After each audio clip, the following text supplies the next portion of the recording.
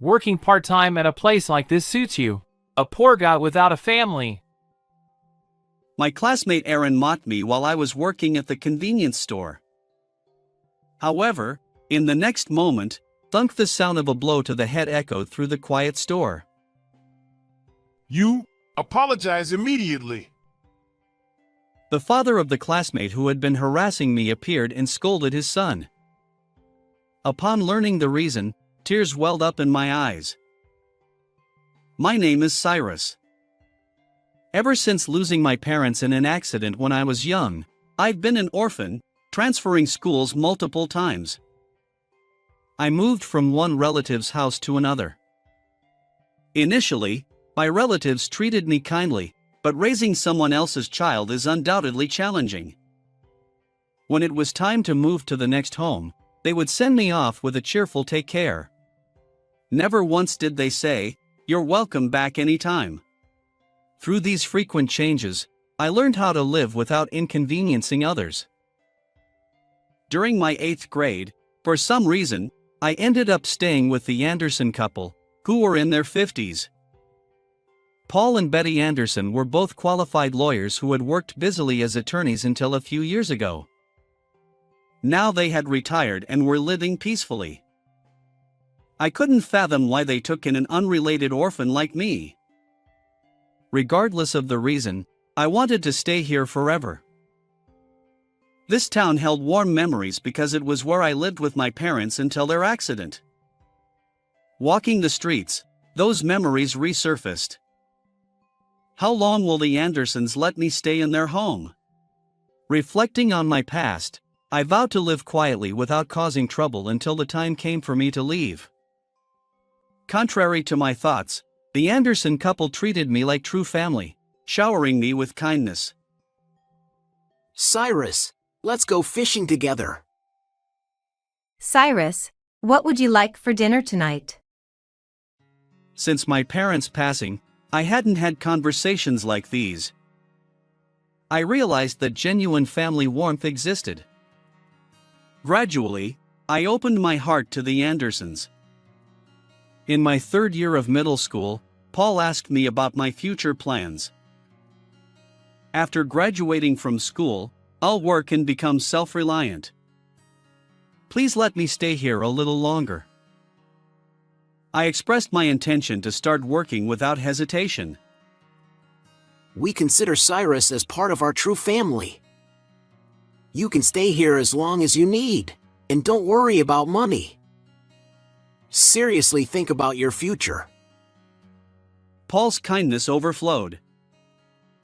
Although his words made me happy, I had never thought about my future until now. Focused on not inconveniencing others, I hadn't considered what I liked or what I wanted to do. Seeing my struggle to envision my future, Paul smiled. What Cyrus needs is time to face himself.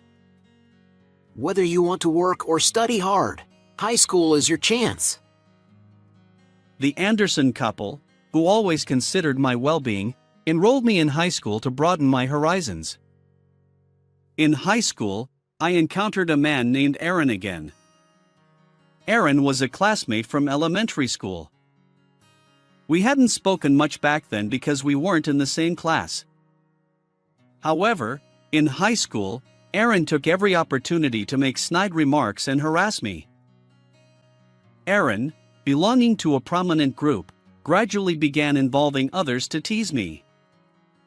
As an orphan without parents, I've been a frequent target of bullying at school. So, I know not to engage in such situations. I'll ignore him, and he'll get bored soon.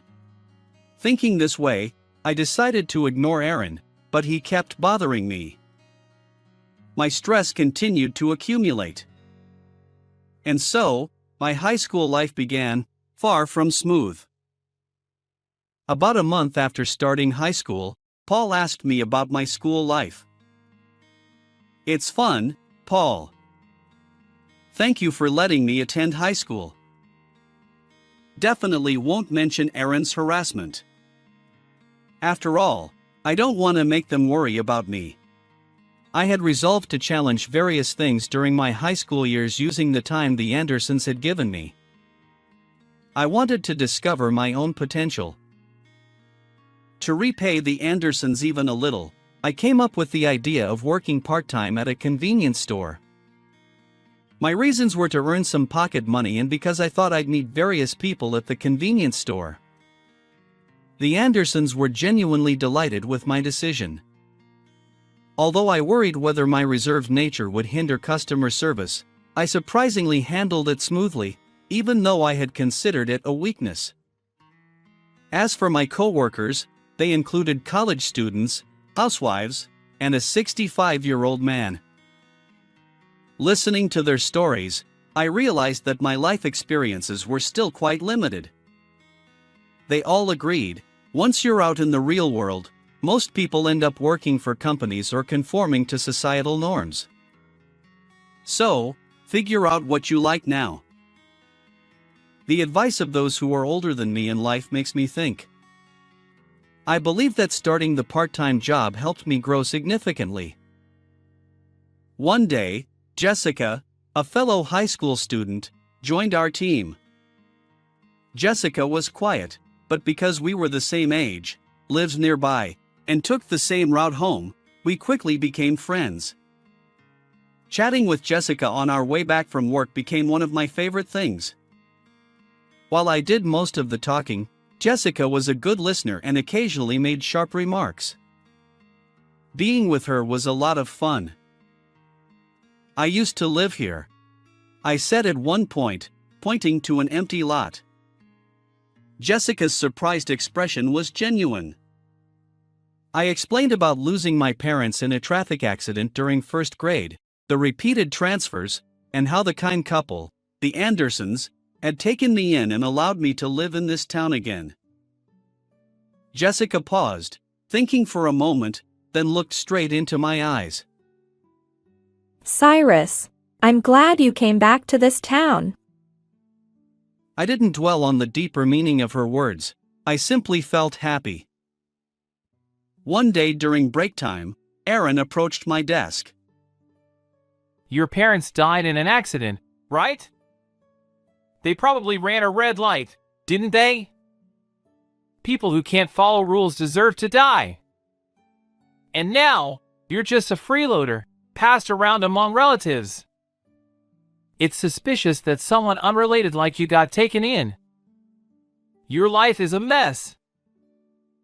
With a smirk, Aaron deliberately spoke loudly enough for everyone to hear. Until now, I had ignored his provocations, but this time was different. Hearing him speak ill of my parents and the Anderson couple, I lost my temper. What do you know? Stop spouting nonsense. Before I realized it, I was grabbing Aaron. Calm down, Cyrus. My friend intervened, and I regained my composure, trembling fists and taking deep breaths. The classroom fell silent. Aaron looked surprised. It was the first time I'd stood up to him. What's your problem? It's the truth, isn't it? He spat out those words and returned to his seat. I managed to control my anger and left the classroom with my bag. It's too early to go home yet. I sat on the riverbank, gazing absent-mindedly at the water. Birdsong, the sound of flowing water, grass rustling in the wind, ordinary daily life unfolded before me. I used to take walks here with Mom and Dad. Memories from the past resurfaced. Memories of when my parents were alive were always joyful. We caught bugs together, baked birthday cakes. If my parents were still alive, what kind of person would I be? I tried to think about it but quickly gave up. Hours must have passed. It was already evening. Maybe it's time to go back. Feeling completely composed, I returned to the Andersons' house. I'm home. Welcome back, Cyrus. Can we talk for a moment? Betty, who greeted me, led me to the living room. Paul was sitting on the sofa. Welcome back, Cyrus. Your homeroom teacher called earlier, saying you disappeared during lunchtime. What happened? Sorry for leaving school without permission. I debated whether to mention Aaron. Paul and Betty looked at me with concern. I couldn't lie to these two, that much I knew. Right after starting high school, I became the target of harassment, mainly by Aaron, a classmate from elementary school. I recounted all the events leading up to today. I see. You're strong, Cyrus. Thank you for sharing. Don't endure it anymore.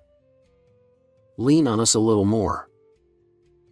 Cyrus, whether it's something fun or painful, talk to us about anything. We're family.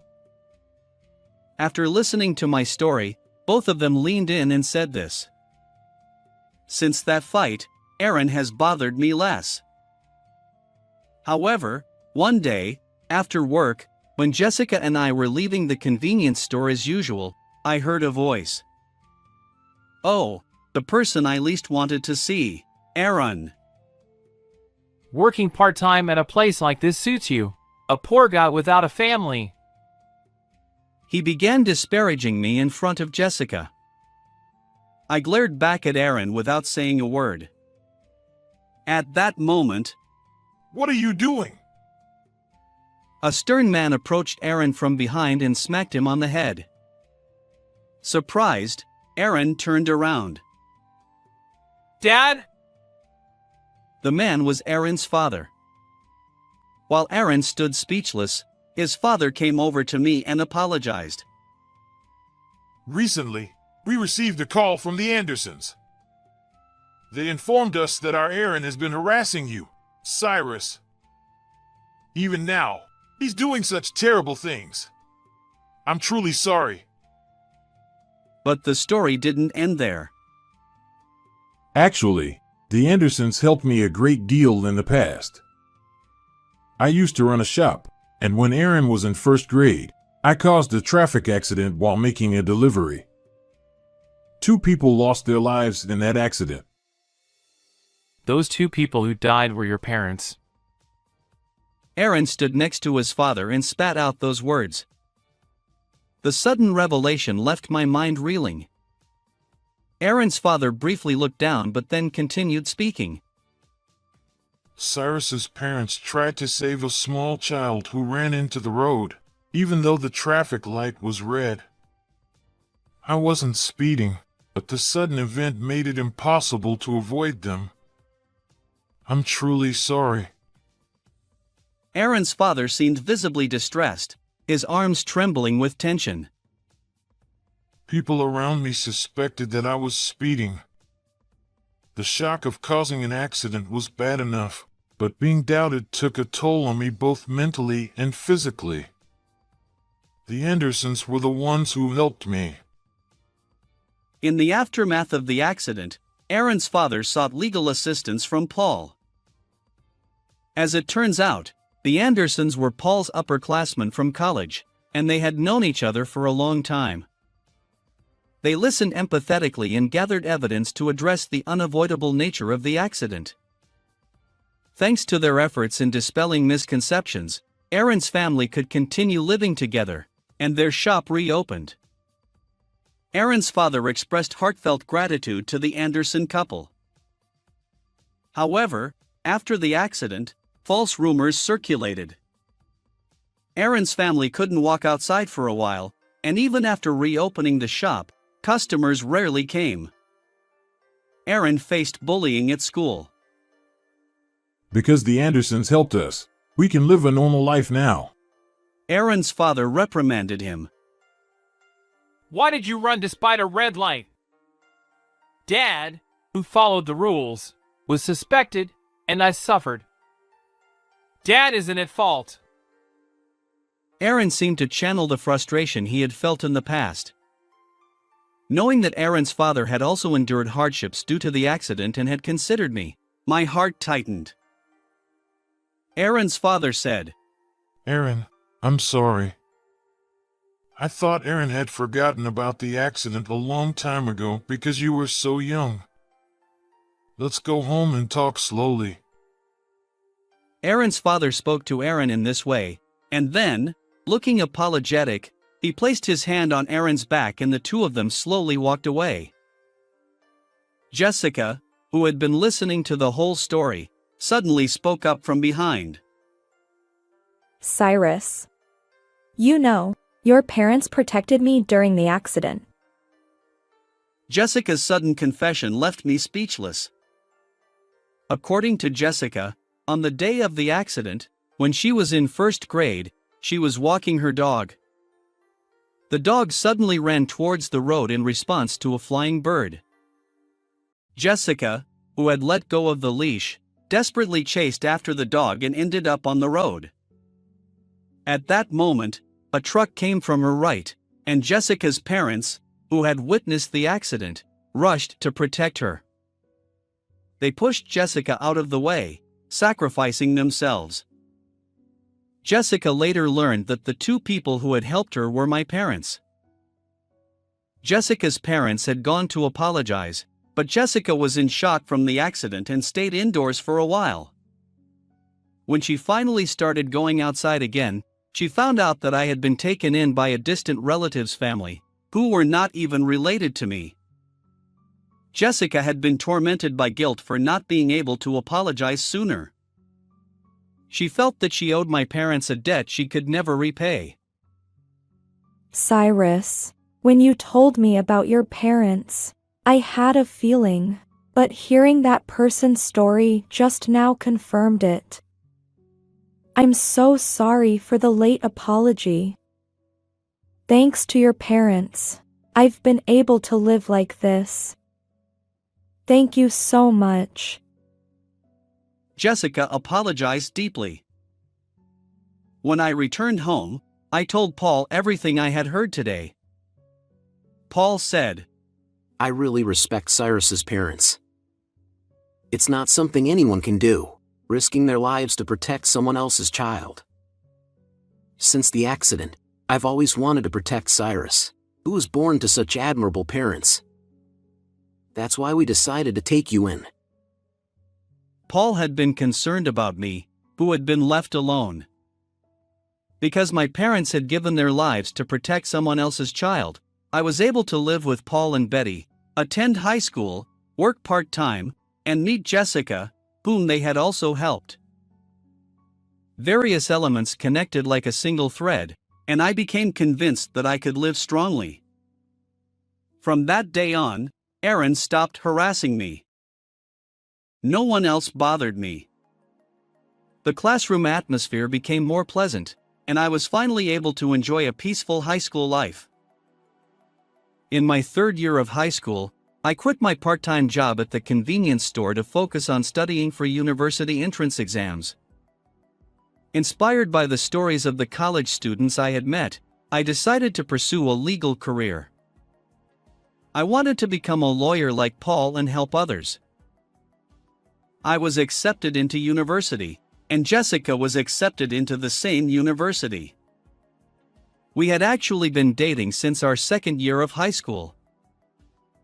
Cyrus, let's go tell the convenience store where we worked that we got accepted. With those words, Jessica started running along the embankment. Whether it was fate or not, we had met. Knowing our pasts and having hope for the future, we cherished ourselves. From now on, I would continue to live my life, proud of my parents who had risked their lives to help others. With that thought, I started running along the embankment where I had once walked with my parents. How did you like this story? If you enjoyed it, please consider subscribing to my channel. Until next time.